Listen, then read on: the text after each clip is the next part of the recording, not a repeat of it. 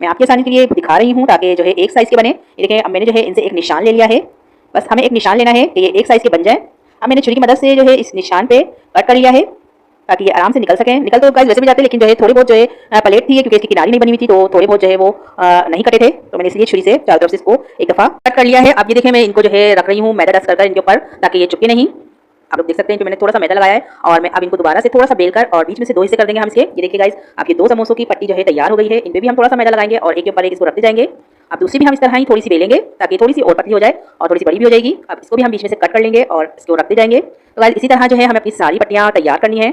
ये देखिए गाइस, हमारी जो है समोसे की पट्टियाँ तैयार हो गई है। अब मैं दोबारा से एक बड़ी सी रोटी बेल चुकी हूँ। ये देख सकते हैं आप लोग, मैं इसको भी इसी तरह कट कर लूंगी। सारी पट्टियाँ मैंने बना ली हैं। अब हमने समोसों की फिलिंग ली है। एक चमचा मैंने मैदा लिया था, उसमें थोड़ा सा पानी डाल के इसकी लई बना ली है गाइस। अब मैं आपको इसको समोसे को बनाकर दिखाती हूँ। देखिए, मैंने एक कोन की शक्ल में बना लिया है, इसको थोड़ा सा लई लगाकर चिपका दिया है।